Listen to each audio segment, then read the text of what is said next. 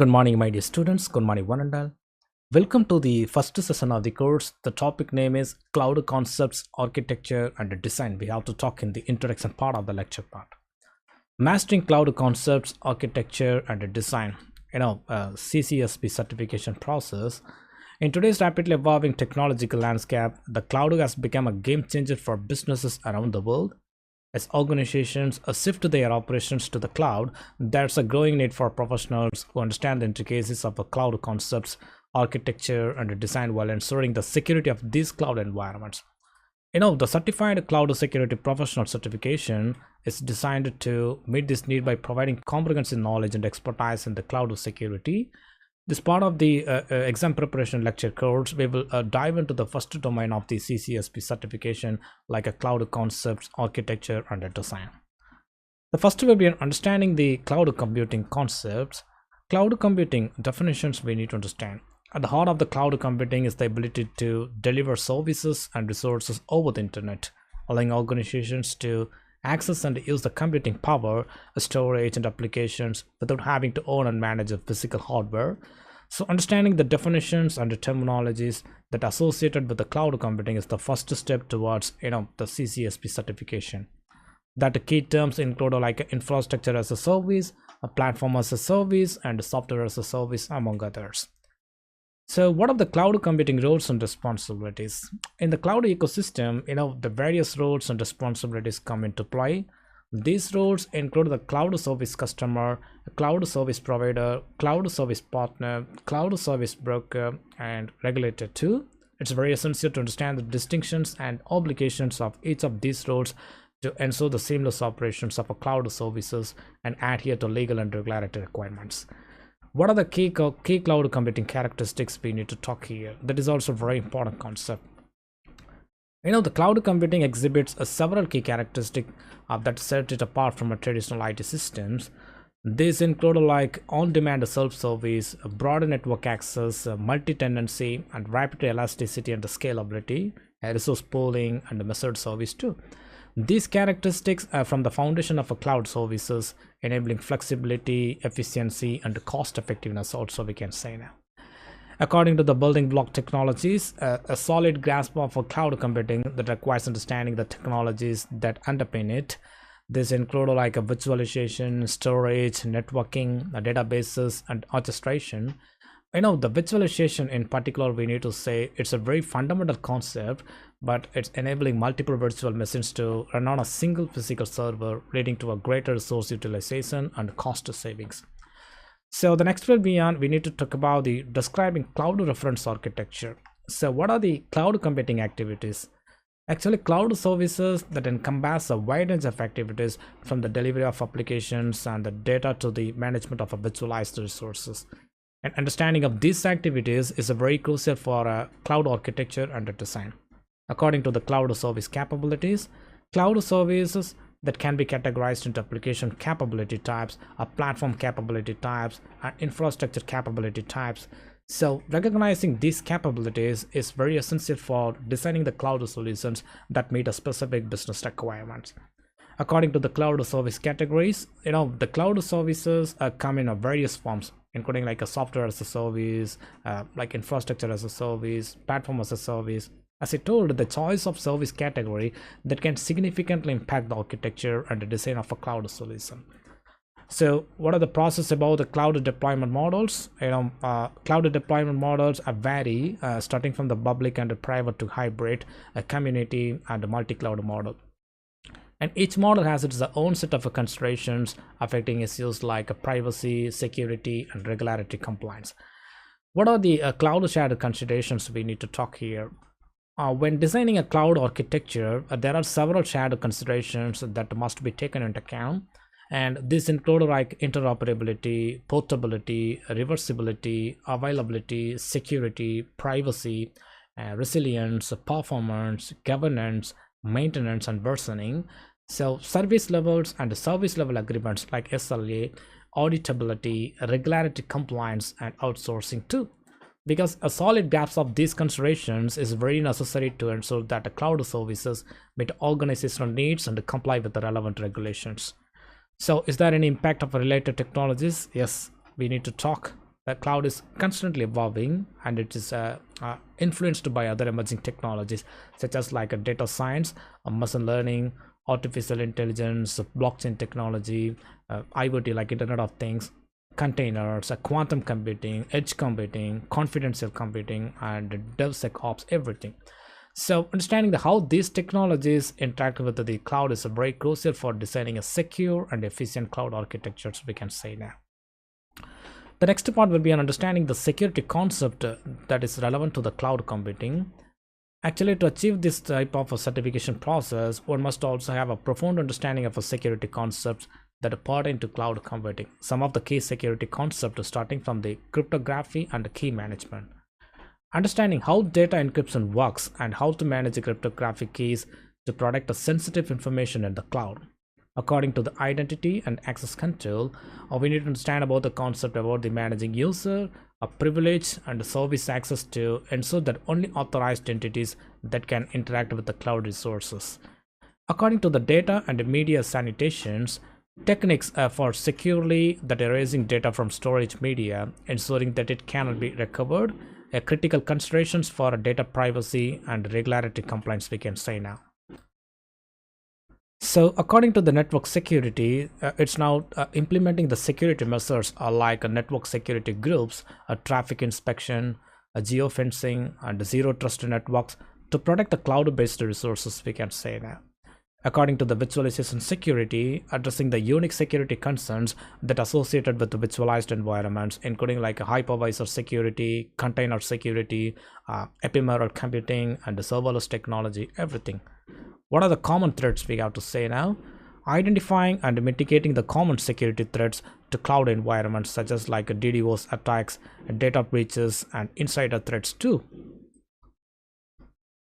So the next will be on a security hygiene. Practicing good security hygiene, including like a patching and baselining to maintain the security and integrity of a cloud services. So in a nutshell, we can say a mastering cloud concepts, architecture, and design is a very crucial step towards becoming a certified cloud security professional. That's why the CCSP certification that ensures that professionals are equipped with the knowledge and skills that are needed to the design secure and efficient cloud solutions, which are very essential in today's cloud-driven world. So just to stay tuned for more insights into the other domains of the certification process in a future course. Okay, the next part we need to talk about the concept of mastering the CCSP certification, understanding the design principles of a secure cloud computing. As I told, in the ever-evolving world of technology, cloud computing has become the backbone of a modern business operations. Exactly. As more organizations transition to the cloud, the need for professionals who can secure these cloud environments is very greater than ever. One way to prove your expertise in cloud security is by obtaining the CCSP certification. That's why in this part of the lecture, we will delve into the domain of the topic, like understanding the design principles of a secure cloud computing. The first concept we need to talk about the cloud secure data lifecycle. In the world of cloud computing, data is a king and protecting is very paramount. So the cloud secure data lifecycle concept that emphasizes the importance of security data throughout its lifecycle, starting from a creation and a transmission to storage and a disposal level. So understanding this concept means you will be well equipped to make a data security an integral part of your cloud architecture. You need to focus now. So what of the cloud-based business continuity and disaster recovery plan we have to talk? And business continuity and disaster recovery that are essential aspects of a cloud security. That's why this certification ensures you understand the principles, the methodologies required to ensure that a cloud-based systems that can recover from unforeseen events, ensuring that a critical concept like a business functions that can continue without a disruption level. The next will be on BIA, that is a business impact analysis. A key element of designing secure cloud solutions is the ability to assess the impact of a potential security breaches or disaster on your organization. That's why this type of cloud candidates will learn to perform the cost benefit analysis and return on investment that assessments to help organizations to make informed decisions about their cloud security strategies. So what are the functional security requirements? Cloud computing that offers the advantage of a scalability and flexibility. but it can also lead to challenges like a vendor lock-in. you know uh, it must understand the functional security requirements that are related to the portability, interoperability, and vendor lock-in to ensure that the organization's cloud solutions remain adaptable and secure the process. The next will be on a security consideration for a different cloud categories we have to talk now. Cloud services come in a various forms, such as SaaS, like a software as a service, infrastructure as a service, platform as a service. So understanding the unique security considerations and responsibilities for each category is very critical for a cloud security professionals. So that's why we need to understand about the lecture concept. It covers the nuances of securing different cloud services models. So what are the cloud design patterns we have to talk? To secure, like a design and to secure the cloud solutions effectively, you must be well versed in the industry recognized design patterns. The certification that introduce the candidates to design principles such as like SANS security principles, the well architected framework, and the cloud security alliance, that enterprise architecture, that are providing them with a solid foundation for creating a secure cloud architectures. The next will be on DevOps security. DevOps has transformed the software development and deployment, but it also introduced the new security challenges. It will explore the DevOps security principles, equipping them with the knowledge to integrate the security to the DevOps pipeline, ensuring that the security is not sacrificed for speed and agility. In a nutshell, we can say mastering the design principles of a secure cloud computing is a very crucial step toward achieving this type of certification. The certification ensures that a cloud security professionals have a deep understanding of a data security, business continuity, and disaster recovery, as well as the ability to assess the business impact of the security measures. Moreover, it equips the candidates with the skills to design secure cloud solutions, understand the unique security considerations that offer different cloud categories, and integrate security into DevOps practices too. As organizations continue to migrate to the cloud basis, CCSP certified professionals that are in the high demand to ensure that the sensitive data remains secure and the business operations run smoothly. So if you aspire to be at the forefront of a cloud security, pursuing the CCSP certification is a very smart move to demonstrate your expertise in this domain and a dynamic and a crucial field. The next part we need to talk about the navigating the cloud. So evaluating the cloud service providers for the certification. The certified cloud security professional is a globally recognized credential that validates your expertise in cloud security.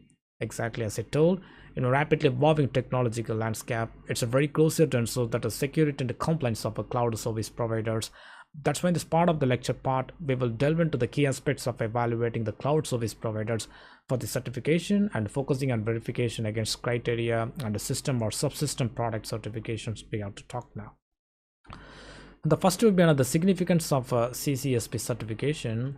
As I have explained on a earlier lecture, this CCSP certification offered by ISE is designed for professionals who wish to demonstrate their skills in the cloud security, cloud architecture, governance, risk management, and compliance. Obtaining this certification not only enhances your career path prospects, but also strengthens your ability to protect cloud environments. So one fundamental aspect of a CCSP is the evaluation of a cloud service providers. So verification against the criteria, we have to talk some other points. That is a criteria point. One of the primary tasks in evaluating the cloud service providers is verifying their compliance against like industry recognized criteria and standards. Here are two essential criteria to consider. The first will be on ISO or IEC 27017 cloud security. The ISO or IEC 27017, that standards provides guidelines for information security controls that are applicable to the cloud services. So when accessing a CSP, cloud service providers, it's a very vital to ensure they adhere to ISO or IEC 27017's principles. These principles cover various aspects of a cloud security, such as like a data encryption, access control, and incident management, everything. As well as the cloud service provider that aligns with this standard demonstrates their commitment to robust cloud security practices too. Second point will be on PCI and DSS, the payment card industry and the data security standard we have to talk now. For organizations handling the payment card data in the cloud, so PCI DSS, that the compliance is a non-negotiable. Evaluating a CSP's adherence to PCI DSS is a paramount when credit card information is involved. That's why the payment card data that requires a strong protection, and a CSP should demonstrate the compliance with the PCI DSS, which outlines a stringent security requirements for the storage, processing, and the transmission of a cardholder data. So what are the system or subsystem product certification? In addition to criteria like ISO or IEC 27017 and PCI DSS, it's a very crucial to assess the CSP adherence to a system or subsystem product certifications. So to note what the certification includes, starting from the CC, that is a common criteria. Common criteria is an internationally recognized set of guidelines that are used for evaluating and certifying the security of IT products and systems. The cloud service providers, they often use a various IT products and systems to deliver their services level by ensuring that these components are very common criteria certified. The CSP demonstrates its commitment to security standards, and the certification verifies that the product or system has undergone a rigorous testing and meets the specific security requirements. Second will be an FIPS, that is 140-2, that is a Federal Information Processing Standard. FIPS 140-2 is a US government standard that specifies the security requirements for cryptographic modules. Understand? The cloud environments are frequently employ encryption to safeguard data in transit and at rest level. So ensuring that a CSP uses FIPS 140-2 certified cryptographic modules that guarantees that encryption practices meet a stringent federal standards. This is particularly crucial for government agencies and organizations with the regulatory compliance requirements, we have to say now. In a conclusion, evaluating cloud service provider is an integral part of achieving the certification by rigorously accessing a CSP adherence to industry criteria such as like ISO or IEC 27017 and PCI DSS, as well as system or subsystem product certifications like a common criteria and FIPS 140-2, you can confidently ensure the security and compliance of a cloud environments. In a world where cloud computing is the backbone of a digital transformation, the CCSP certification that equips you with the skills to make informed decisions about cloud security, ultimately safeguarding your organization's sensitive data and resources too. Okay, my dear students, I hope you have enjoyed the introduction part of the lecture, cloud concepts, architecture, and design. Thank you once again, and thank you all, my dear students. Good morning, my dear students. Good morning, one and all. Welcome to the second session of the course. The topic name is Cloud Data Security. We need to talk in the specific lecture part. Ensuring cloud data security, concepts, strategies, and best practices we have to talk now. In an era where data is often referred to as the new oil, safeguarding it becomes a very paramount. As organizations increasingly move their data to the cloud, they must be equipped with the knowledge and the tools that are necessary to ensure the security of their valuable information, we can say now. In this part of the lecture, we need to explore the intricate world of a cloud data security, covering concepts, storage architectures, data security technologies, data discovery, and data classification also we have to talk now. The first one is we need to discuss about the cloud data concepts. According to the cloud data lifecycle phases, we have to discuss some other points. The journey of data in the cloud that can be understood through its lifecycle phases actually, which includes starting from the data ingestion. This is the initial phase where data is collected from various sources and uploaded to the cloud, and it's a very essential pattern, so the data is securely transmitted and received here. According to the data storage, once in the cloud, data is stored. It's here that your data storage architecture that plays a crucial role in its security and accessible process. According to the data processing, data often that requires a processing for analysis or transformation. So during this phase, security measures must be maintained to protect the data integrity and confidentiality. According to the data sharing, data may need to be shared with other users or systems. Like a controlled access is a very critical part to prevent unauthorized data exposure, we can say now. Finally, we have data archiving and deletion. Data that is no longer needed should be securely archived or deleted, so ensuring that it cannot be accessed by unauthorized parties.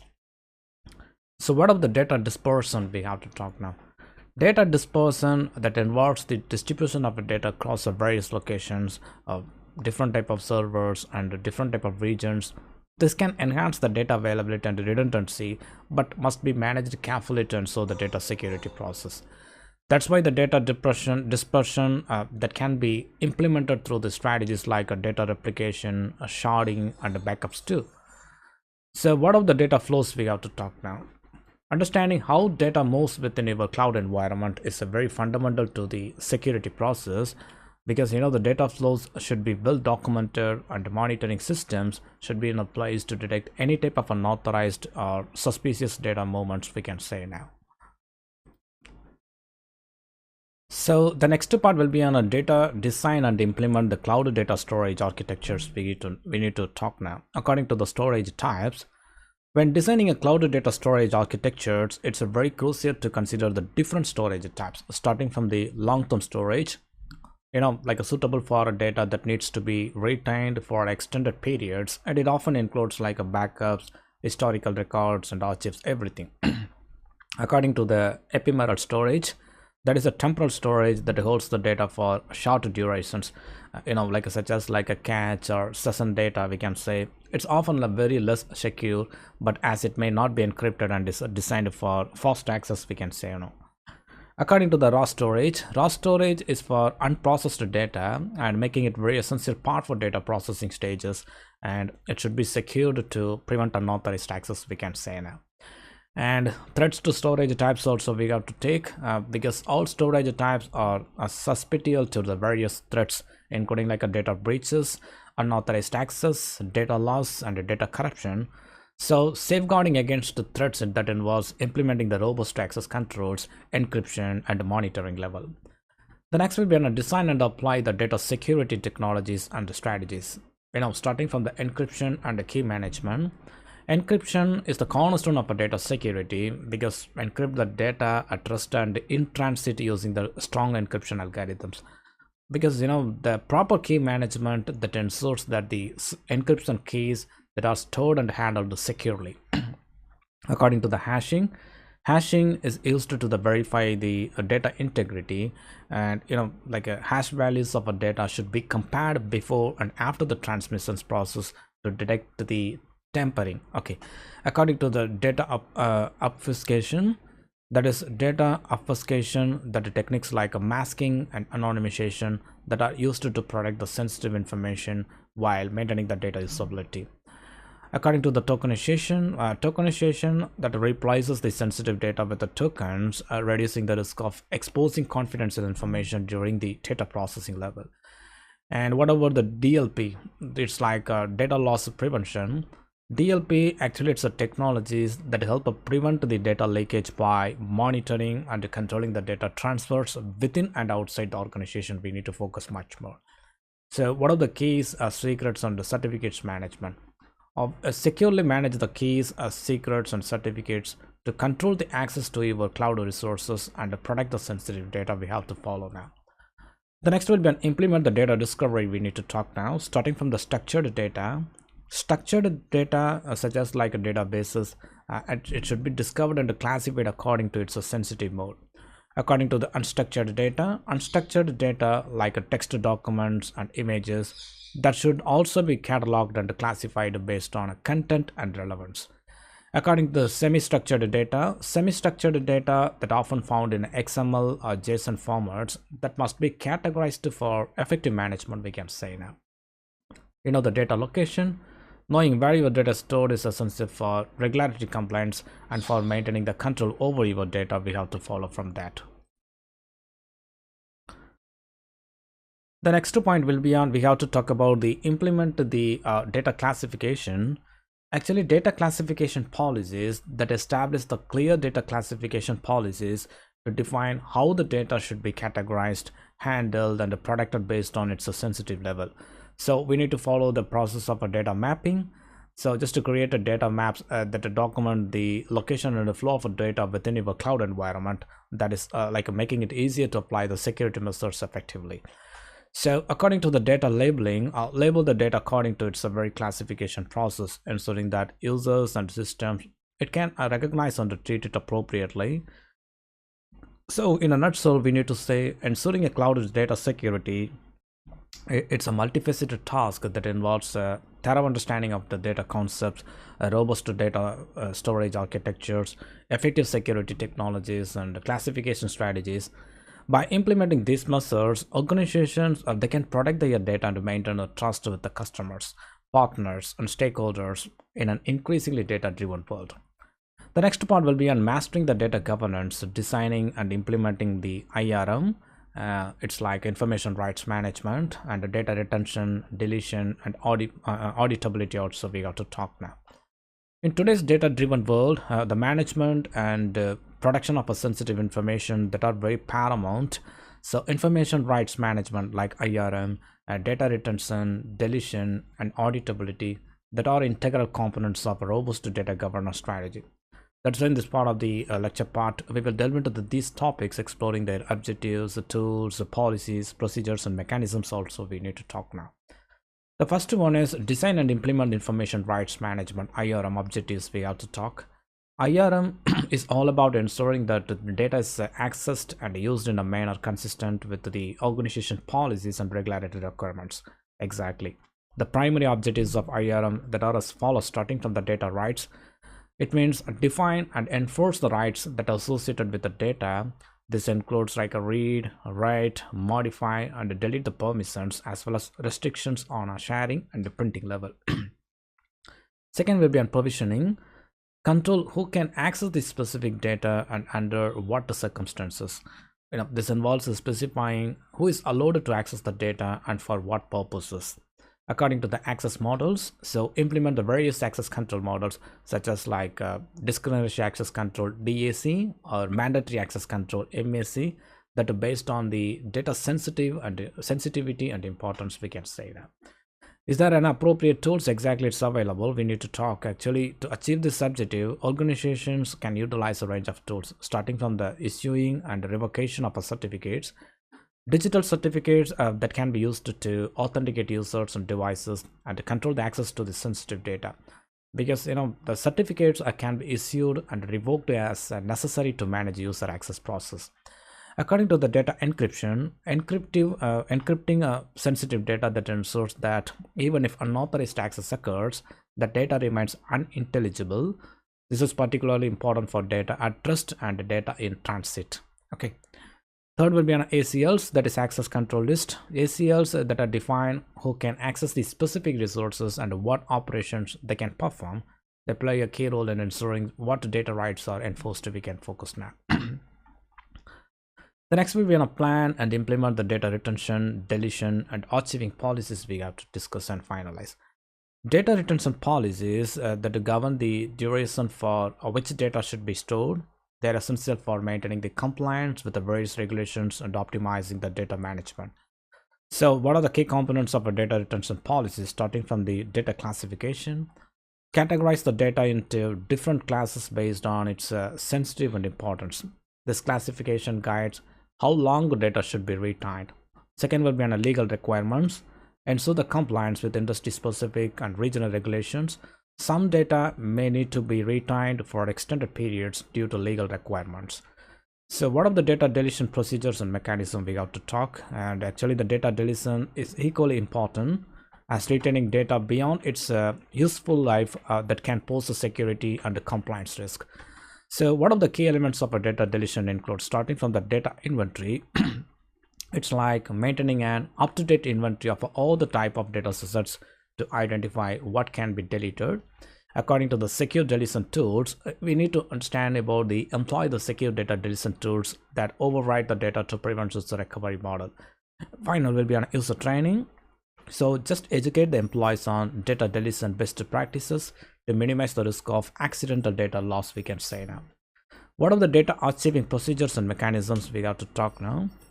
Data archiving that involves moving data to long-term storage to free up the resources while still preserving access when needed, because effective archiving policies starting from the archiving strategies we have to talk. It means like define which data should be archived and how it will be stored and how for how long. Everything we have to talk about the archiving strategies, as well as we need to concentrate about the data indexing. It's like implementing the robust indexing and cataloging the mechanisms to easily retrieve the archived data. Finally, we need to process about the accessibility and regular maintenance. That is like ensure that achieved data that can be retrieved quickly and efficiently when required, as well as periodically review and update archive contents to remove obsolete data. Also, we can focus now. The next will be on design and implement auditability, traceability, and accountability for data events. So, what are the definitions of our event sources and event attributes we need to talk now? To maintain an auditable and traceable environment, organizations need to establish the clear definitions of event sources and attributes. This includes like identifying what events are considered significant and which attributes should be recorded. There are some common event attributes starting from the identity. It's like the identity of the user or system responsible for the event. Second will be an IP address, that is internet protocol address, the source of the event. Third will be on a geolocation, that is like the physical location from which the event originated. So what are the logging, storage, and analysis of a data events? Logging and storage of a data events that are vital for accountability. So we need to consider what are the key considerations we need to consider, starting from the centralized logging. It's like collect the event data in a central repository for easy analysis according to the encryption, that is protect the logs from tampering by using encryption and access control. Third will be in a real-time analysis. It's like implementing the real-time or near real-time analysis of events to detect anomalies and respond quickly, as well as we have to focus about the retention policies too.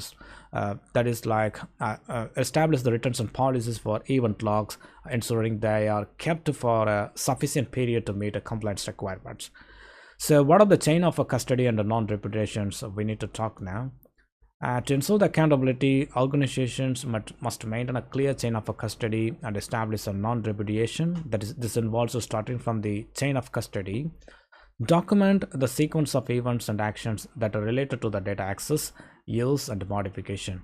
According to the non-repudiation, implement mechanisms that prevent individuals from denying their involvement in data events. We can say like a non-repudiation. So in a conclusion, designing and implementing the robust IRM, data retention, deletion, and auditability practices that are very essential part for modern organizations. These components not only ensure that the data security and regularity compliance, but also foster the trust among customers and partners. So by integrating these principles into your data governance strategy, you will be better equipped to navigate the complex data landscape of the 21st century we can maintain. Okay, my dear students, I hope you have enjoyed the second session of the topic of cloud data security. Thank you once again, and thank you all, my dear students. Good morning, my dear students. Good morning, one and all. Welcome to the third session of the course. The topic name is Cloud Platform and Infrastructure Security. We need to talk in the specific lecture part. Securing the cloud, that is protecting your digital assets. So in an increasingly digital world, the businesses and organizations that are flocking to the cloud to harness its limitless potential. Cloud platforms that offer unparalleled scalability, flexibility, and accessibility. However, with this convenience comes a responsibility to ensure that your cloud infrastructure is very secure. This part of the lecture part, we will dive into the intricacies of a cloud platform and infrastructure security, covering topics like ranging from comprehending cloud infrastructure components to designing a secure data center and analyzing associated risk.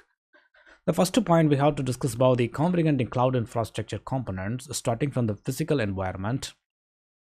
Understanding the physical environment of your cloud infrastructure is a very fundamental level, and actually this includes the data centers, the servers, cooling systems, and the power supplies, everything. Just ensuring that these components that are located in a secure facilities with the stringent access controls is a very crucial. That's why the data centers should have robust security measures in place, such as like biometric access controls, surveillance, and redundant power sources also. What are the network and the communications? A secure network is very essential part to protect your cloud infrastructure. So encryption, firewalls, intrusion detection system like IDS, and regular security audits, that are very essential components now. Furthermore, we can say network segmentation that can prevent unauthorized access to limit the lateral movement of threads within the network here. Next will be on compute. The compute layer that refers to the virtual machines and servers that run your application smoothly. So properly configuring and patching these systems is a vital to prevent vulnerabilities. Understand that is very important. We need to focus. So employing intrusion detection and prevention system that can further enhance the security level. What of the visualization? Visualization technologies that enable efficient resources allocation and isolation of our workloads. Security within a visualization includes, we can say, like securing hypervisors, managing virtual networks, and monitoring for unauthorized access to. What of the storage? The secure storage management that encompasses the data encryption, access controls, and monitoring for unauthorized access to the data breaches level. So data classification is essential for determining which data should be stored and how it should be protected. We have to understand about the concept about the storage process. According to the management plane, so management plane that encompasses the tools and interfaces used to control and monitor your cloud infrastructure, like a proper authentication, authorization, and auditing that are very crucial to secure this layer part. The next will be on designing a secure data center. We have to talk some other points, starting from the logical design. In the logical design of your data center, just to consider a tenant positioning and partitioning to isolate the customer data and access controls, implementing the robust identity and access management systems to ensure that only authorized users they can access resources. That is process we have to maintain the logical design. According to the physical design, we need to choosing the whether to build or buy your data center depends on your business organization's resource and needs. Whichever path you take, actually ensure that the physical security of the facility is impeccable. Factors like, we can say, location, redundancy, and a disaster recovery plans should be carefully considered from that. According to the environmental design, the environmental design of your data center should include like considerations for heating, ventilation, and air conditioning, like HVAC systems, to maintain the optimal operating conditions for your hardware. So multi-vendor pathway connectivity that can ensure the redundancy and high availability. Finally, we're going to design resilient. So a resilient data center that can withstand and recover from various disruptions, including like a natural disasters and cyber attacks. So redundancy in a power and network connections, regular testings of disaster recovery plans, and maintaining up-to-date backups that are very crucial aspects of our resilience process. The next way beyond, we have to talk about the analyzing risk associated with the cloud infrastructure, starting from the risk assessment. Start by identifying the potential risk to your cloud infrastructure. That is very important process. So because a comprehensive risk assessment should consider internal and external threats, compliance requirements, and the impact of the various risks on your business level. So according to the cloud vulnerabilities, threats, and attacks we have to discuss. So be aware of the vulnerabilities specific to the cloud environments we need to focus, because the threats and attacks that can range from unauthorized access to the data breaches. So stay updated on emerging threats and attacks and take a proactive measures to defend against them. Final one, risk mitigation strategies we have to start and follow. So implement the risk mitigation strategies to address the identified risk. This may include like deploying security patches, enhancing access controls, encrypting sensitive data, and establishing an incident response plan to manage the security incidents effectively. In a nutshell, we have to focus on securing your cloud platform and infrastructure as a multifaceted task that requires a deep understanding of the components involved and a commitment to the proactive risk management. Exactly. So by comprehending your cloud infrastructure, as I told, you need to understand about the concept of designing a secure data center and analyzing associated risk. You can create a robust security posture that safeguard your digital assets in the cloud. And remember that security is an ongoing process. So, and staying vigilant is a very key to protecting your organization in the ever-evolving digital landscape. The next part, we have to talk about the designing security controls and planning disaster recovery and business continuity in IT department. In the ever-evolving landscape, like a digital landscape and a cloud landscape of IT department, ensuring the safety and availability of critical data is a very paramount. That's when this part of the lecture part we will delve into the two crucial aspects of IT management, like designing and planning security controls and strategizing for disaster recovery and the business continuity part. And these are essential for organizations to safeguard their assets and maintaining the operations during adverse situations too. The first will be on design and plan the security controls. So what are the physical and environmental protection we can talk now? Example, we can say on premises. Physical security is the foundation of any type of comprehensive security plan. Protecting on-premises assets involves various measures, starting from the access control. Implement the strict access control to sensitive areas. So we need to use a key cards, a biometrics, or other authentication methods to ensure only authorized personnel enter secure zones. According to the surveillance, so install security cameras and monitoring systems to track activity in and around the premises. This not only acts as a deterrent but also provides evidence in case of incidents, we can say now. Finally, environmental controls, so ensure the right temperature, humidity, and fire suppression systems that are in place to protect hardware and the data centers. So what of the system, storage, and communication protection we have to talk now? Securing your data systems, storage, and communication network is a very important part in today's digital landscape. So what are the processes we have to discuss? First will be on firewalls and intrusion detection or prevention systems. Implement these type of actions to safeguard your networks from unauthorized access and intrusion attempts. According to the data encryption, we need to use the encryption protocols to protect your data both at rest and in transit, as I told. This ensures that even if data is compromised, it remains unreadable without the encryption keys. What are the patch management? Regularly update and patch software or systems to mitigate the vulnerabilities that could be exploited by malicious actors. Finally, and security awareness training, that is very important because educate your employees to recognize the social engineering attacks and practice safe online behavior.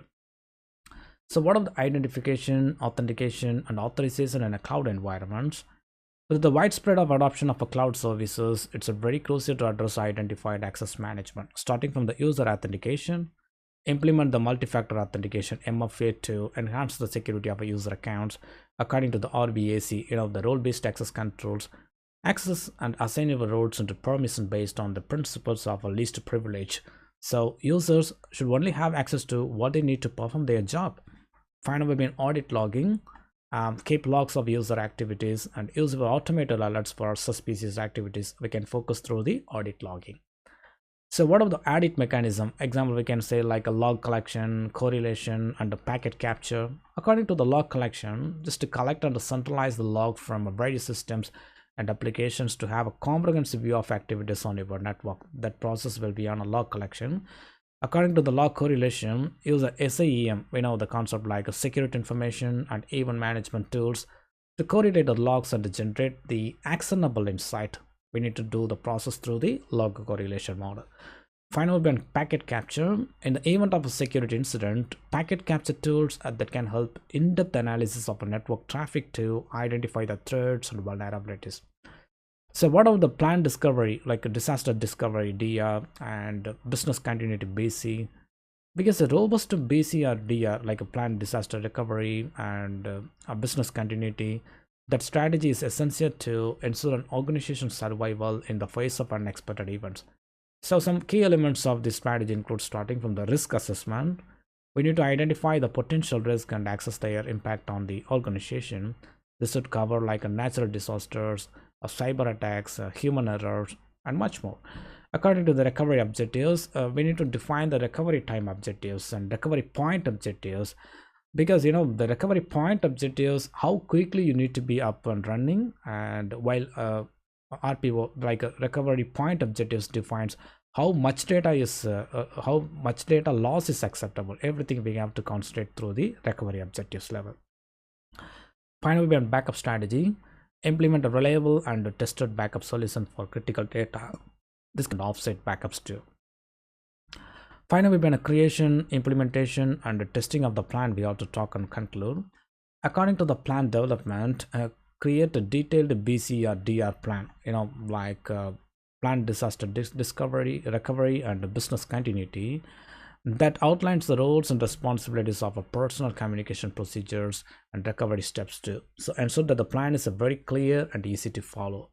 According to the regular testing, we need to test the disaster recovery and business continuity plan on a regular basis. Understand? This can include like a simulated disaster scenarios, a tabletop exercises, and technical drills to ensure all components work as expected. Final when a document and update also, it's a very important point we need to do frequently.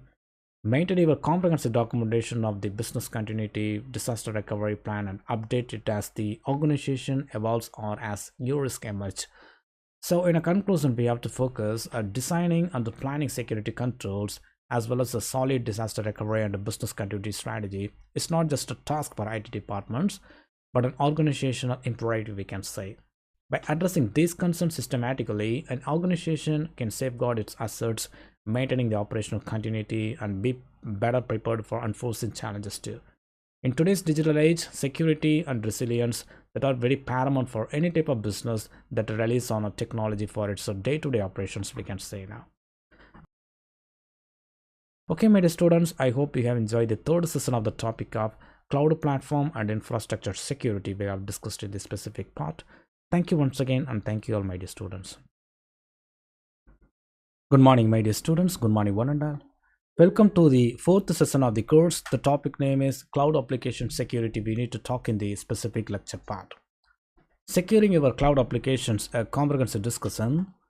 In today's technology-driven world, cloud applications have become the backbone of many types of businesses. They offer unprecedented scalability and flexibility, but they also introduce the new security challenges now. To protect your cloud applications and the sensitive data they handle, it's a very essential part to implement the robust security measures. This part of the lecture part, we will explore the key aspects of the cloud application security and how to ensure our applications that are very safe from a threats level. The first one is we need to talk about the advocate training and awareness for application security, starting from the cloud development basics. Before delving into the specifics of application security, it's very crucial to have a solid understanding of a cloud development. This includes like knowledge of a cloud service providers, infrastructure as a code like IAC, serverless architecture, and much more.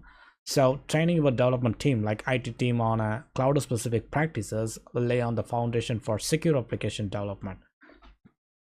So what are the common pitfalls we need to say? Identify the common pitfalls is the first step towards avoiding them. These pitfalls can range from misconfigured cloud services to insecure coding practices. So by educating your team about these pitfalls, you can mitigate many potential security risks from the start level. According to the common cloud vulnerabilities, so familiarizing your team with the common cloud vulnerabilities such as those listed in the Open App Application Security Project to top 10 and SANS top 25 is very essential. So understanding these threats will help your developers practically and proactively address them during the development process. The next will be an important concept we need to talk about, the describing the secure software development lifecycle process. The short code is SDLC. So what are the business requirements we need to understand? The secure software development lifecycle SDLC process begins with the clear understanding of your business requirements, because the security should be a primary considerations during this phase as it sets the tone of rest of the development process. So what are the phases and methodologies? The SDLC process typically involves phases like a design, code, test, and maintain. You should choose a development methodology that aligns with your business goals, such as the structured waterfall approach or the agile methodology, which offers flexibility for adapting to changing the security needs. You can select from that. The next will be apply the secure software development lifecycle. So starting from the cloud specific risk, we have to talk now. When developing the cloud applications, they are very unique risks to consider. This may include like a data leakage, insecure APIs, and misconfigured cloud services. A deep understanding of a cloud specific risk is a very crucial part. According to the threat modeling, so implementing the threat modeling, which can be done using methodologies like a STRIDE, DREAD, ATASM, or PASTA, that helps identify and access potential security threats. By identifying threats early in the development process, you can plan and implement the mitigations effectively. So how avoid the common vulnerabilities? We have to important point to talk here. Throughout the development process, it's very important to avoid the common vulnerabilities, adhering to standards like OWASP application security verification standard and a safe code that can help us secure and ensure that your code is very secure level. According to the secure coding, writing a secure code is an integral part of the cloud application security. Your team should be well versed in secure coding practices to prevent the vulnerabilities in the first place. What are the software configuration management and versioning? So effective software configuration management and versioning that help maintaining the integrity of your code base, that allowing you to track the changes and quickly respond to potential security issues we can identify. So the next we've been applying cloud software assurance and validation. We have to talk some other points. Starting from the functional and the non-functional testing. Comprehensive testing is a very cornerstone of a cloud application security. This includes like a functional and a non-functional testing process to ensure that your application functions as intended and meets performance, scalability, and security requirements too. According to the security testing methodologies, security testing should encompass a black box, white box, static, dynamic, software composition analysis, and interactive application security testing. This type of methodology also we have to concentrate, as well as each approach and covers different aspects of your application security. Understand? The next is quality assurance. The short code is QA. That is very important. So integrating the quality assurance practices into your development process ensures that your applications meets the high standards of a security and functionality. The next will be an abuse case testing. So to truly understand how your application might be exploited, is to consider abuse case testing. This approach involves thinking like an attacker and testing your application against the potential misuse scenarios.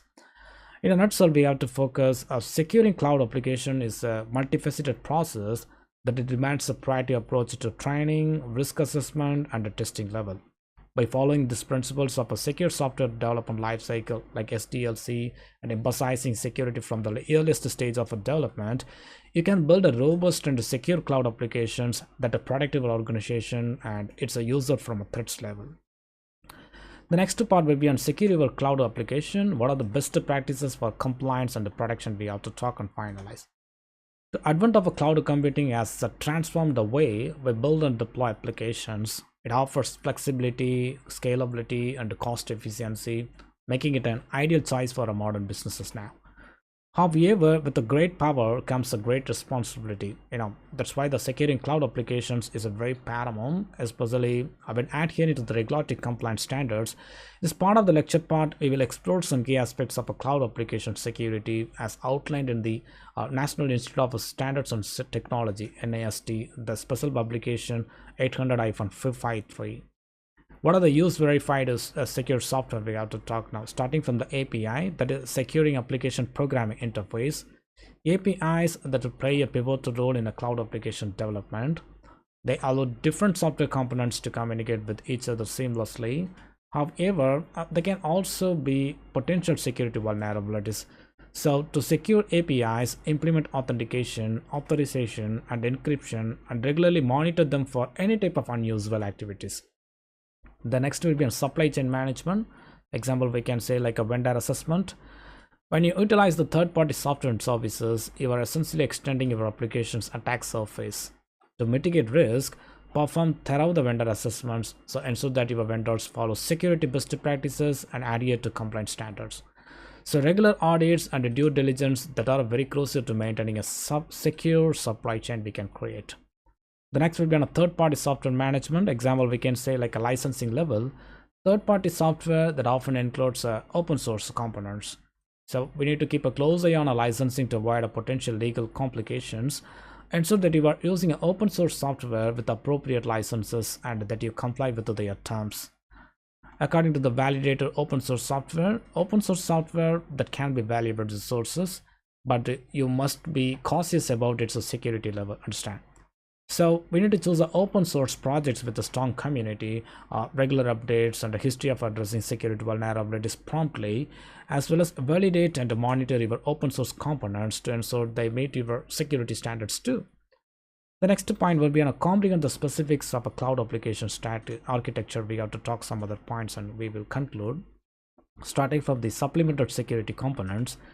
Enhance the security of your cloud application by incorporating supplemented security components such as like web application firewalls, database activity monitoring, extensible markup language firewalls, and application programming interface gateways. These tools help protect against the common threats and provide a real-time monitoring and defense mechanisms too. According to the cryptography is the cornerstone of a cloud application security we know. but the encrypt data at rest and in transit using a very strong industry standard encryption algorithms. So secure key management is also essential part to prevent unauthorized access to encrypted data level. What are the sandboxing? Implement the sandboxing to isolate applications and their resources from each other. This limits the potential damage caused by security breaches as each application operates in its own controlled environment, we can say that. Finally, will be an application virtualization and orchestration. Adopt the modern approaches like microservices and containerization for your application. These technologies offer better resource utilization, scalability, and isolation. However, they require a strong orchestration and monitoring to ensure they remain secure. So what are the design appropriate identity and access management solutions like IAM solutions? According to the federated identity that allows users to access multiple applications using a single set of credentials. So implementing federated identity that simplifies the user management and improves the user experiences too. According to the IDP, that is identity providers, an identity provider is a very crucial component for managing user identities and authentication. So just to select a reputable IDP that supports industry standards and provides a robust security features too. The next will be an SSO, that is a single sign-on process. SSO that simplifies user access by enabling them to log in once and gain access to the multiple applications. This reduces the need for users to remember multiple sets of credentials and enhances security level. Next will be an MFA, that is multi-factor authentication. MFA adds an extra layer of security by requiring users to provide multiple forms of verification. It's a highly effective way to protect against unauthorized access. The next will be on CASB, that is a cloud access security broker. The CASB serves as a security enforcement point between the cloud service consumers and the cloud service providers.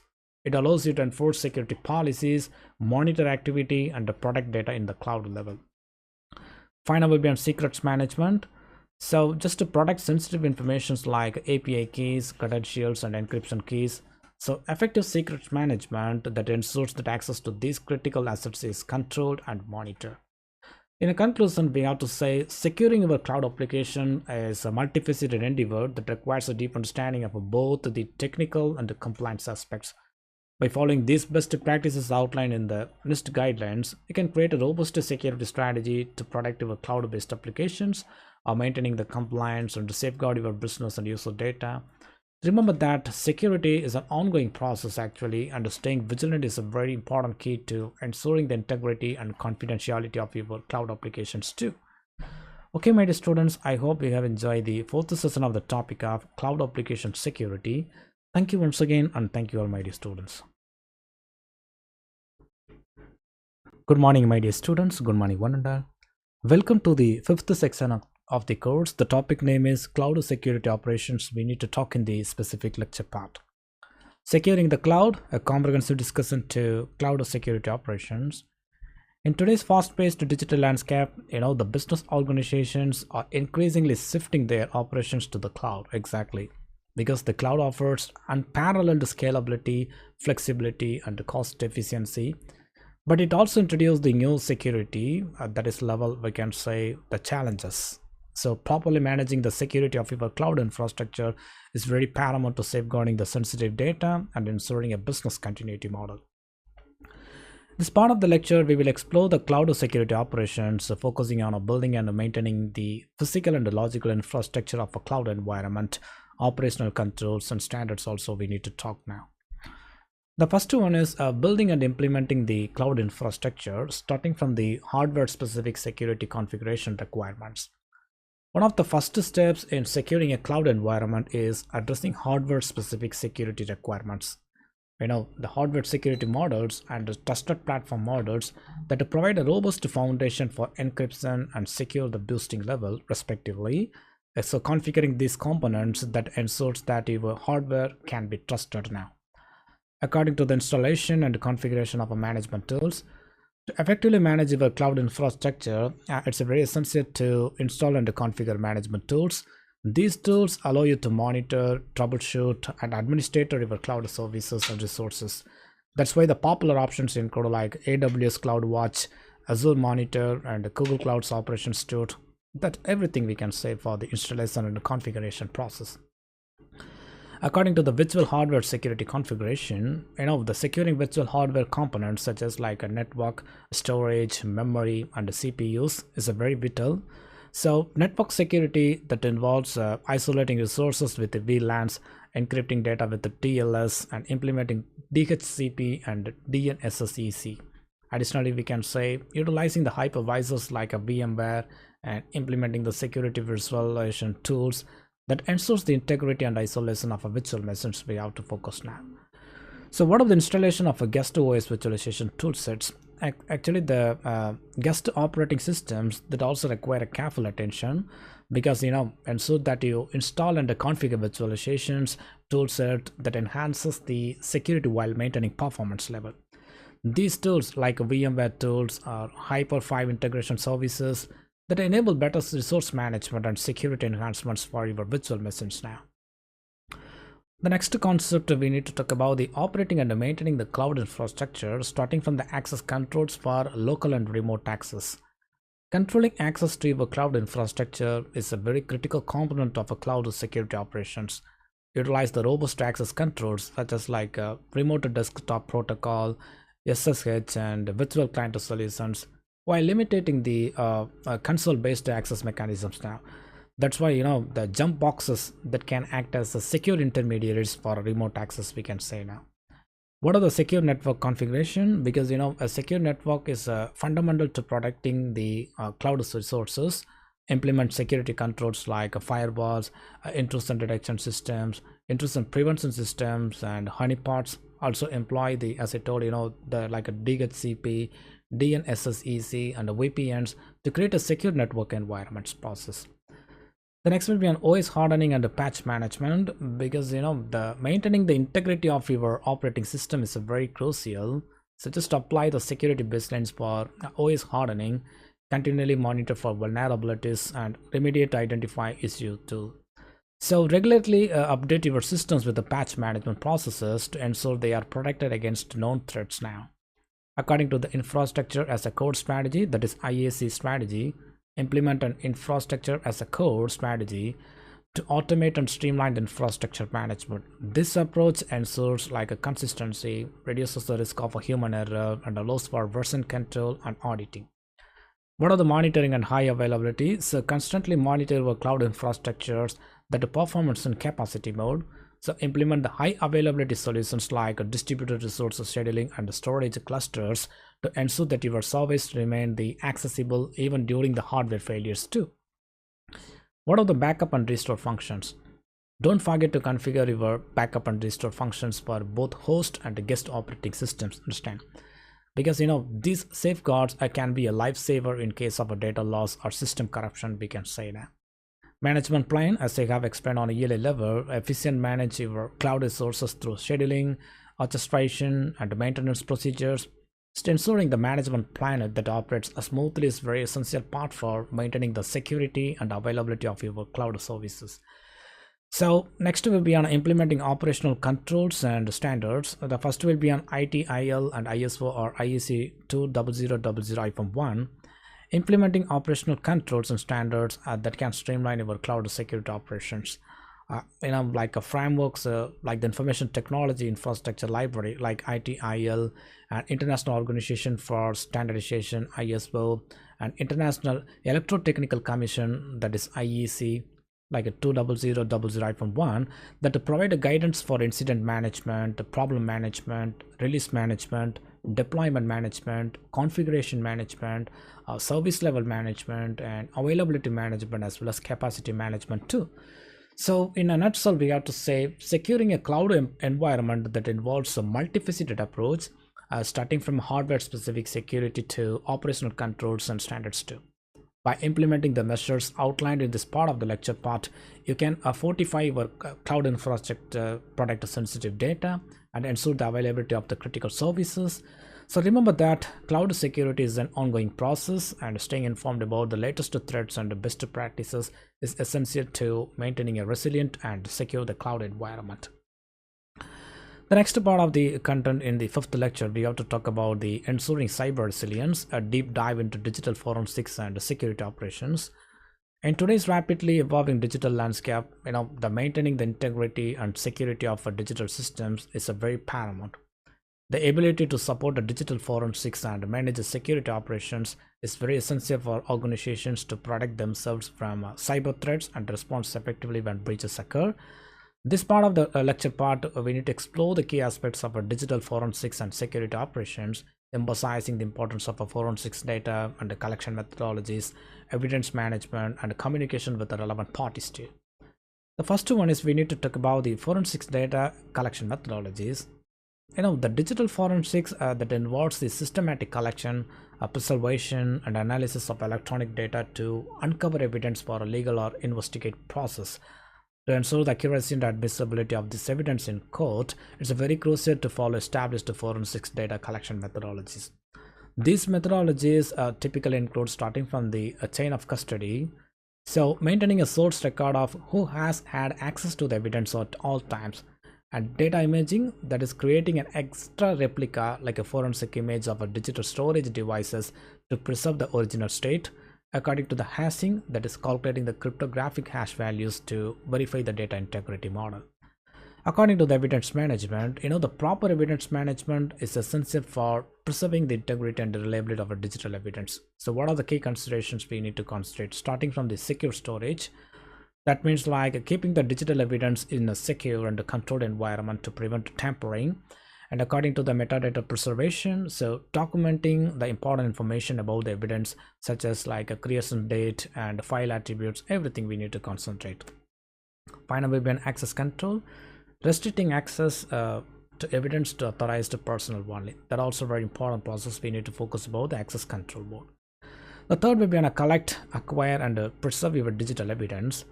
Collecting, acquiring, and preserving digital evidence that require a meticulous approach. This involves identifying and securing potential resource of evidence, ensuring the integrity of the evidence, and documenting the entire process too. So what of the managing communication with the relevant parties? We need to talk some other key parties. Effective communication with various stakeholders is very essential for managing cybersecurity operations successfully. So what are the key parties to engage with include starting from the vendors, maintaining a line of communication with the technology so providers for updates, patches, and incident response too. According to the customers, the keeping clients informed about the security measures, breaches, and the mitigation efforts. Third will be on partners, collaborating with the business partners to strengthen overall cybersecurity. According to the regulators, complying with the regulatory requirements and reporting incidents, that has a very necessary model. Final will be on other stakeholders, engaging with the internal and external parties who have a vested interest in your organization's cybersecurity. The final point will be on managing security operations. The security operations that are an ongoing effort to protect the digital assets and response to the threats level. This includes starting from the SOC, that is like a security operations center, a centralized hub for monitoring, detecting, and responding to security incidents. According to the intelligent monitoring, that is leveraging advanced technologies like artificial intelligence to monitor and analyze the security controls, such as we can say like a firewalls, intrusion detection system, IDS, IPS, honeypots, and network security groups too. Third will be a log capture and analysis, so utilizing security information and event management system, that is SIEM, for real-time analysis of log data to identify the anomalies and threats, what I have explained on an earlier part. As well as we need to focus about incident management and vulnerability assessments too. According to the incident management, having a well-defined incident response plan to address and mitigate the security incidents effectively. And according to the vulnerability assessments, that is like conducting a regular assessments to identify and remediate the potential security weaknesses. So in a conclusion, we have to focus the ability to support the digital forensics and manage the security operations is very crucial for safeguarding an organization's digital assets. By following established forensics data collection methodologies, managing evidence effectively, and maintaining open lines of communication with the relevant parties, organizations they can strengthen their cybersecurity posture. Additionally, we can say implementing advanced technologies and policies in security operations that can help proactively identify and respond to emerging threats level. Ultimately, a well-rounded approach to digital forensics and security operations is very key to ensuring a cyber resilience in an ever-changing digital world we can create. Okay, my dear students, I hope you have enjoyed the cloud security operations. Thank you once again, and thank you all, my dear students. Good morning, my dear students. Good morning, one and all. Welcome to the sixth and final session of the course. The topic name is Legal Risk and Compliance. We need to talk and finalize the lecture part. Navigating the legal risk and the compliance challenges in cloud computing. In recent years, cloud computing has transformed the way businesses operate, offering unprecedented flexibility, scalability, and cost efficiency too, as I have explained on an earlier lecture part. However, as organizations increasingly rely on cloud services, they must also grapple with an intricate web of legal, risk, and compliance considerations. That's why in this part of the lecture, we will delve into the key aspects of a cloud computing's legal landscape, unique risk, privacy issues, and audit processes too. The first one is we need to talk about the articulate the legal requirements and unique risk within the cloud environment, starting from the conflicting international legislation. One of the first hurdles in the cloud environment is the mass of a conflict in international legislation, with the data often stored in multiple locations across the globe.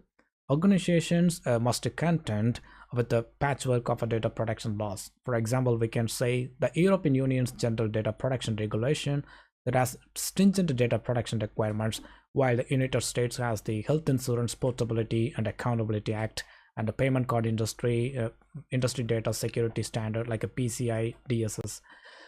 So second point will be an evaluation of a legal risk specifics to cloud computing. When assessing legal risk, organizations must consider issues such as like a data ownership, data residency, and service level agreements. These factors are unique to cloud computing and demand the careful evaluation, we can say now. Okay, the next point will be on legal framework and guidelines. So compliance in the cloud that relies on a clear understanding of the legal framework and guidelines governing the data protection, data processing, and the data transfer, everything. The International Organization for Standardization ISO and the Cloud Security Alliance like CSA that offer guidance through the ISO or IEC 27050 and the CSA guidance respectively. We need to focus, as well as we need to understand about the e-discovery. In the cloud environment, e-discovery that plays a pivotal role. Regulations and standards such as like ISO or IEC 27050 and the CSA guidelines that provide crucial insights into the managing electronic discovery processes in the cloud level. Final will be on forensics requirements. In the event of a security incident, digital forensics that play a vital role in uncovering the source of the breach. So organizations must be aware of the specific forensics requirements in a cloud environment. The next will be understand the privacy issues, starting from the difference between the contractual and regulated private data. Cloud computing that involves managing the both the contractual private data. Example we can say like terms and conditions of a service agreements, and regulated private data. Example we can say like a PHI or PII. So organizations must understand the nuances of handling both types of data. Understand. The next will be on a country-specific legislation related to the privacy data. Many countries have a specific legislation governing the handling of a private data. So companies operating internationally must ensure the compliance with these diverse legal frameworks. We can focus much more. The next will be on jurisdictional differences in a data privacy. The concept of the data sovereignty is essential when dealing with the data privacy in the cloud. So different jurisdictions may have a varying rules on where data can be stored and processed there. According to the standard privacy requirements, we know like adherence to internationally recognized standards such as like ISO or IEC 27018, generally accepted privacy principles like GAPP and GDPR. That is very essential for ensuring a data privacy in the cloud mode. Final will be on a PIA, that is a privacy impact assessments. So conducting PIA is best practice to identify and mitigate the privacy risk that associated with the cloud services. These assessments help organizations identify and address the privacy concerns proactively. The next part will be on understand the audit process. What are the methodologies and requirement that adaptation for a cloud environment we have to talk now. Starting from the internal and external audit controls. Both internal and external audits that are very necessary part in the cloud. So internal controls that ensure ongoing compliance, while external audits that provide an independent verification process. Second will be an impact of our audit requirements. The cloud environment that poses unique challenges for audits due to its dynamic nature. So auditors must adapt to these challenges to provide accurate assessments. The next will be on types of audit reports. The familiarize yourself with audit reports types such as like SSAE, SOC, and ISAE, as they serve as a critical and crucial documents in providing compliance to regulators and clients. The next will be on restrictions of audit scope statements. Audit scope statements that outline what an audit covers. Understanding this restriction is vital for organizations to ensure they are meeting their compliance requirements too.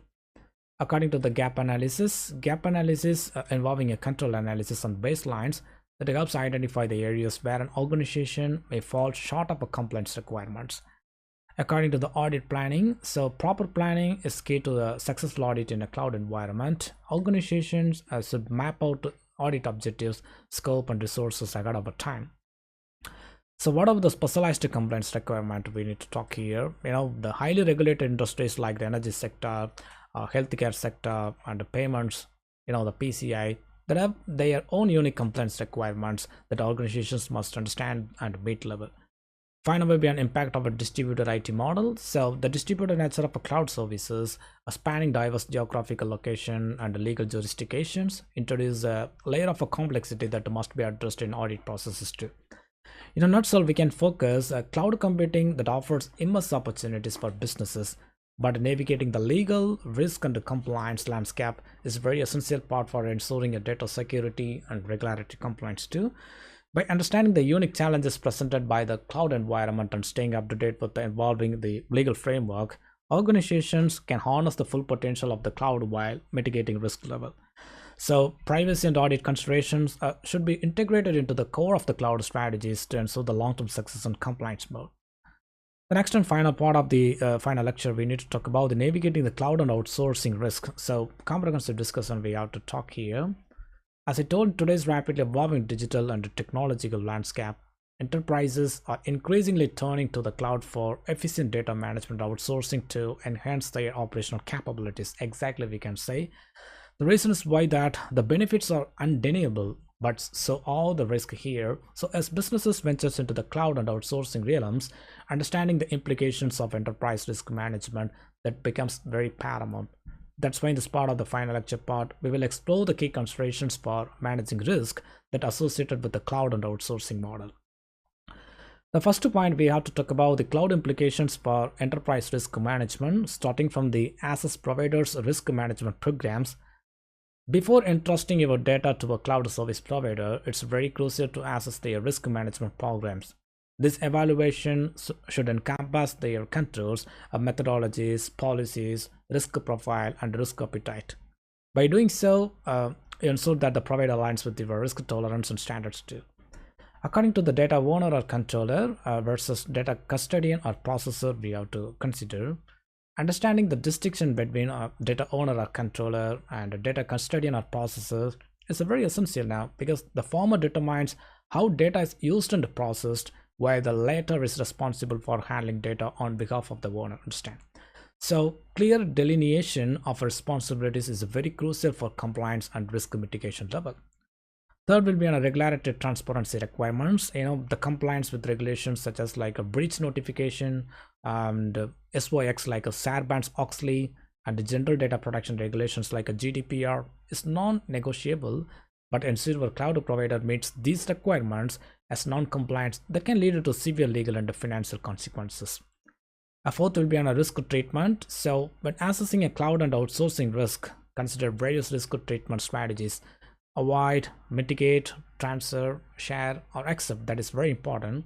And it's also an approach that will depend on the nature of the risk and your organization's risk appetite. Fifth will be on a different risk frameworks we have to concentrate. We have explained on a yearly level. Familiarize yourself with various risk management frameworks such as like COSO ERM, like a COSO ERM, ISO 31000, and NIST cybersecurity framework, everything. And these frameworks provide a valuable guidance for the identifying, assessing, and managing risk in the cloud and outsourcing context. Sixth point will be on metrics for a risk management.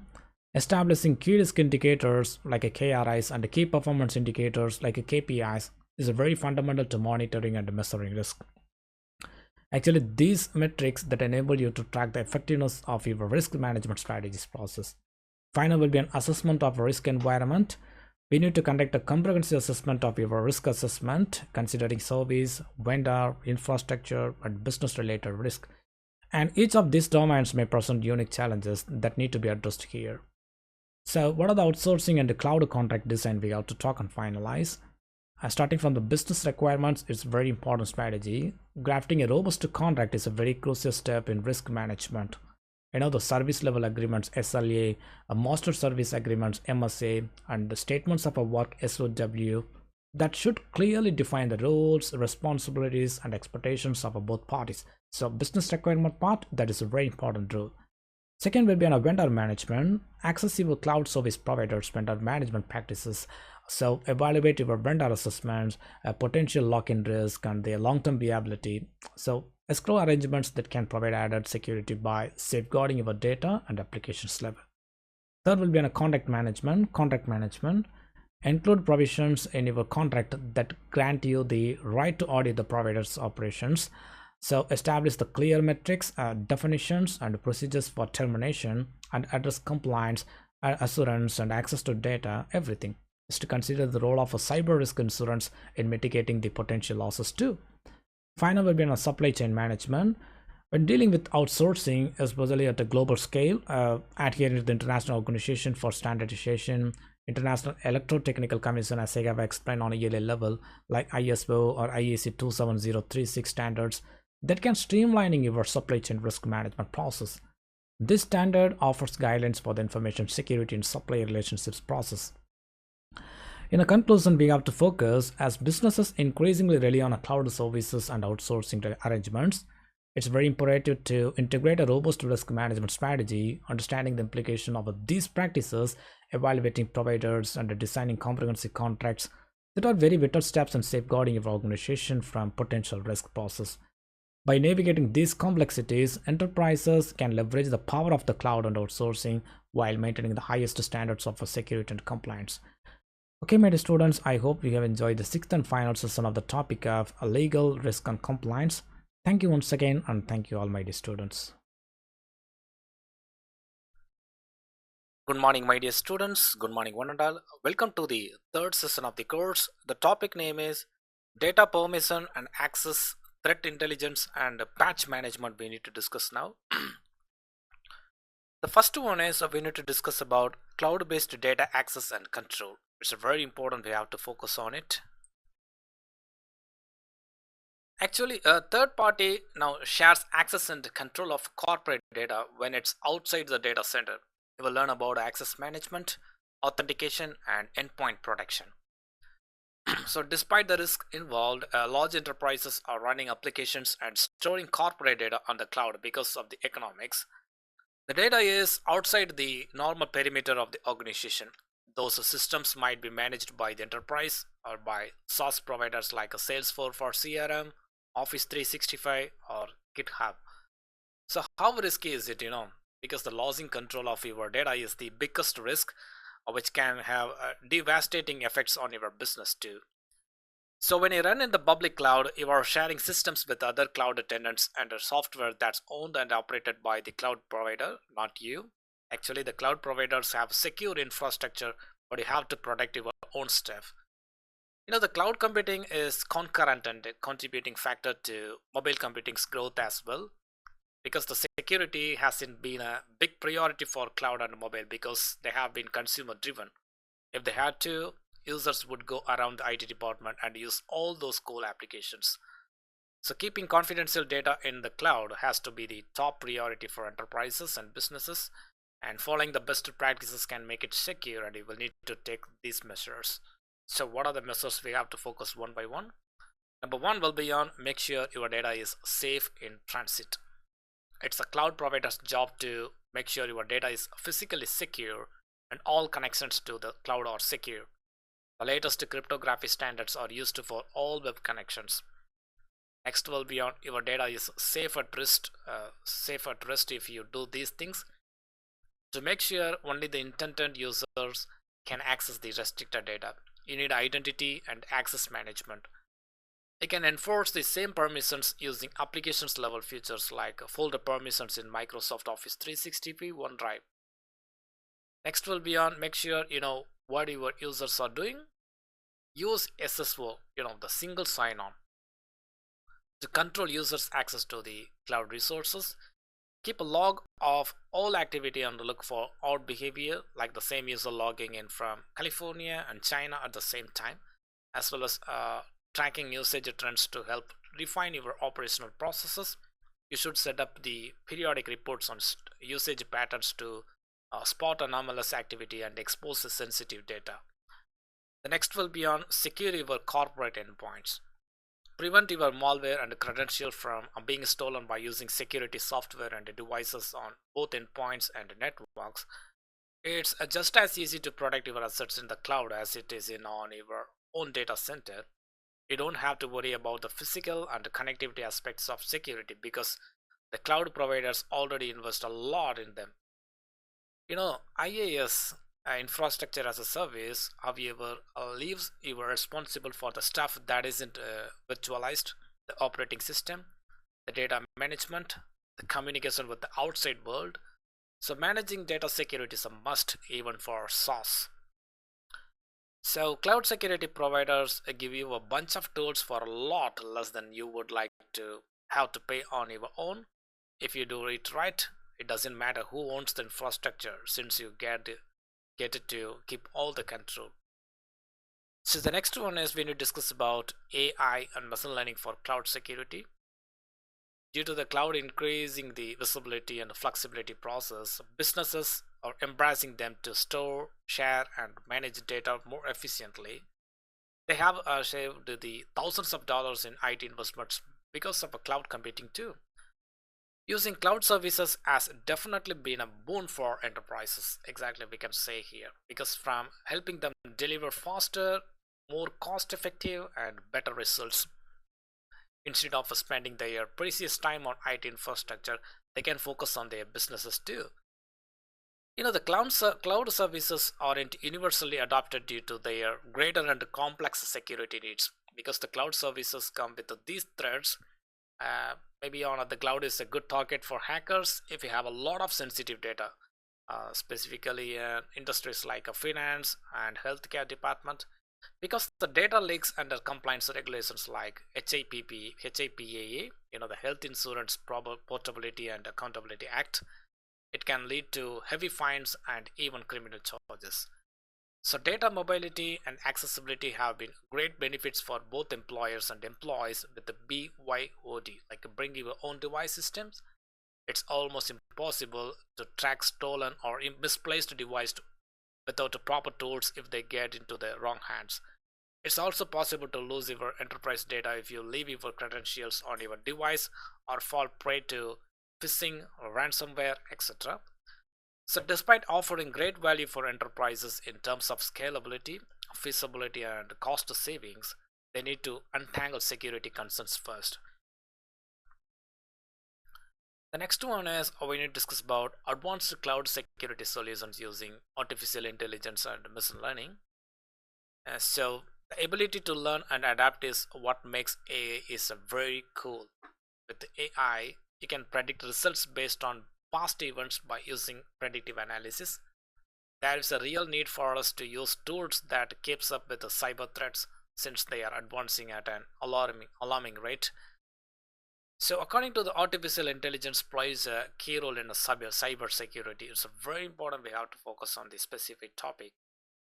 So according to NEMAT's research, enterprises that spot threats and respond with the cloud security solutions take 39 days on average to spot the threat. The detection and response were quick for some companies.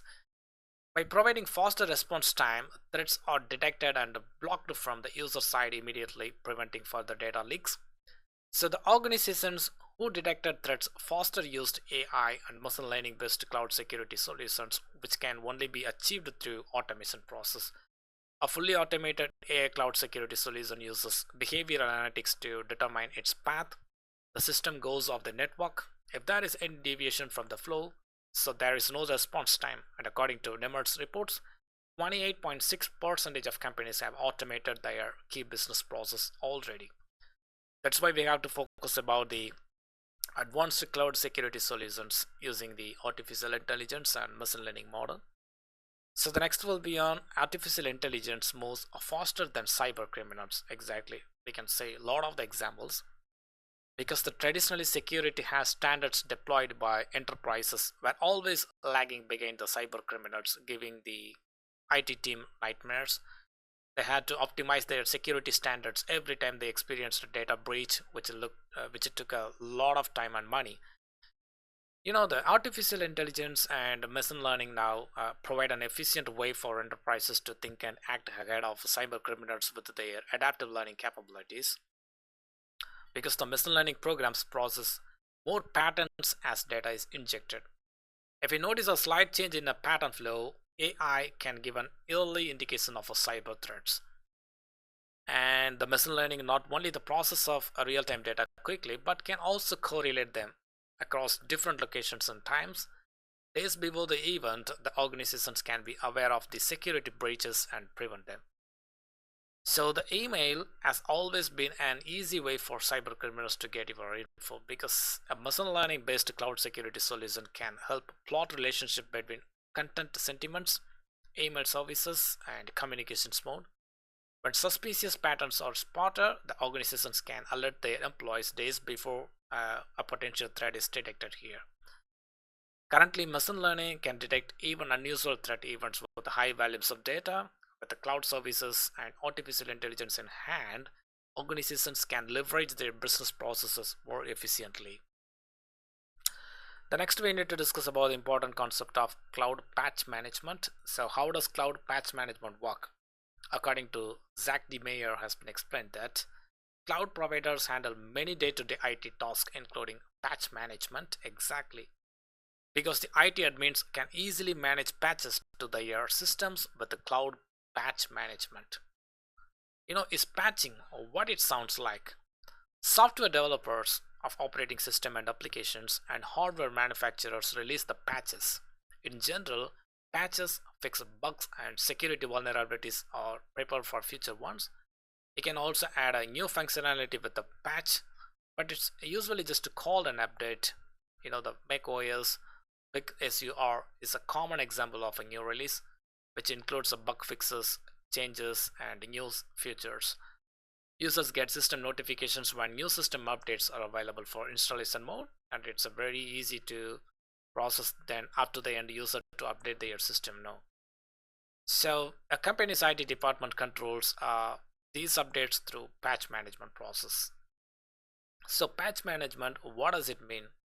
IT admins use systematic ways to patch users that systems when they need to control it because to install the new patches and updates IT admins physically interact with the systems and network gear applications and infrastructure, etc. It's a time consuming process for large enterprises, so manual patching is usually the last resort, and using solutions that automated patching because maximum number of IT organizations can eliminate the manual work, and administrators and or network engineers can schedule the patches and monitor their status before and after they install them. Rather than buying and configuring a patch management solutions, some smaller organizations outsource their patch management to a managed service provider like MSP. There are some patch management solutions that are all on premises. To run these solutions, you will need a dedicated servers, which require initial configuration and ongoing maintenance tools for configuration your management process, and the scripts also options. In fast moving modern organization, managing these type of tools can be overwhelming and added to patch management cost. So according to the cloud patch management, what is it we need to concentrate? The cloud patch management is for organizations looking to offload their patch management work because the cloud patch managers do all these thinkers, but they are completely cloud based process. IT admins can control patch deployment or on remote user systems, and on the flip side, manage the patches remotely while away. Standalone cloud patch management solution or an option for IT admins. So patch management is a subset for system management for many admins. The IT organizations need more than a patch management to fully manage their systems with the solutions that one deals in patch management. This requires a lot of work and budgetary funds to use a cluster of solutions. So according to the management of patches and systems in the cloud, we have to talk about the concept. With the cloud directory services, we can manage the systems and patches all from one place. It's called a jump cloud directory as a service, the first cloud directory. So IT organizations can manage their system fleets and user identities with the jump cloud, because the jump cloud's policies and system insights make it easy for IT admins to enforce the batches process. So according to the policies are jump clouds equivalent to Microsoft Active Directories group policy objects like GPOs, except they work across all major operating systems like Windows, Mac, and Linux OS.